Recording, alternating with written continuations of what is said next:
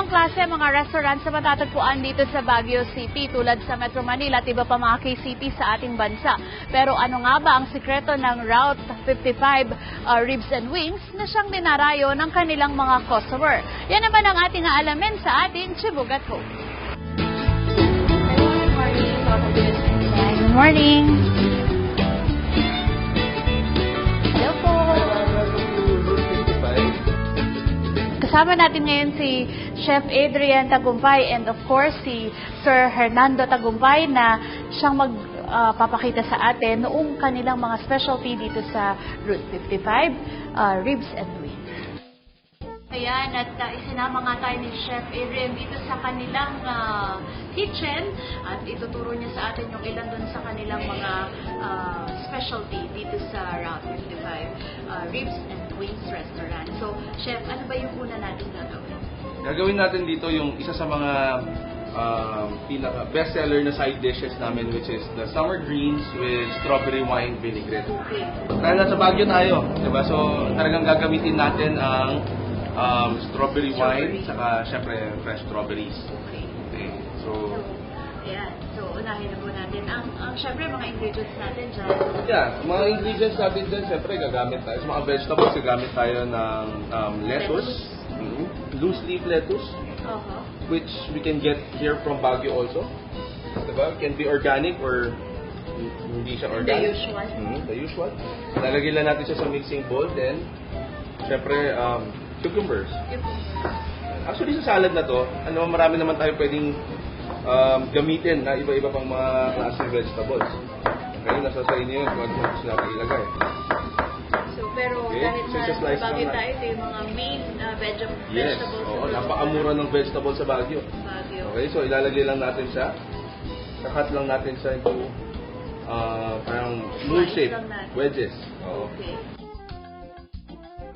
Cherry tomatoes, which is very abundant in Baguio also. Maliliit na tomatoes, very cute sa salad. So, parang i-cube lang natin siya. No, we will just cut it into two. Okay. Your restaurant, nag-originate siya sa Tagaytay, di ba? Yes, sa actually. Hernan's Kitchen. Pero, bakit naisip ninyo na dali na siya dito sa Baguio City? Well, unang-una dahil I was born here in Baguio. Okay, I grew up here in Baguio. So we decided na why not put up a restaurant in Baguio na let's bring good food to the Baguio people. Ngayon, kumpleto na natin yung ating mga vegetables. Set it aside. Okay, ngayon gagawin naman natin yung ating salad dressing, yung strawberry wine So, even vinaigrette. sa dressing, nandun pa rin yung signature strawberry. Dapat, ng oo. Baguio. Kasi, syempre, kami, we're here naman kasi we want to feature the products of Baguio as well. Okay, so, syempre, we start with the olive oil. Olive oil. Then, a little bit of acid, which is the strawberry wine. Strawberry. Next is the balsamic vinegar. A little of everything. Yep. And Pepper. of course, a little bit of honey. Honey. And syempre, yung the famous strawberry jam of Baguio. Okay. Okay, so lalagay din natin siya.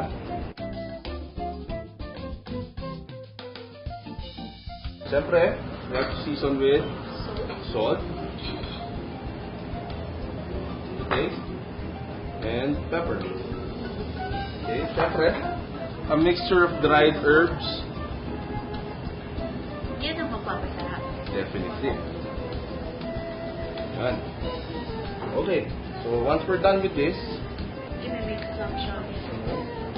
ngayon, i-whisk lang natin siya para maghalo-halo lahat ng ingredients Para niya. ma-blend. Yes, oo. Pero syempre, we have to make sure na hindi tatalsik. So, tatakpan natin ng konti. So, yan yung ating magiging dressing for the salad. Okay, so, gagawin lang natin. Syempre, pag mix lang natin sila. Okay. Siyempre, we have to toss the vegetables. Okay.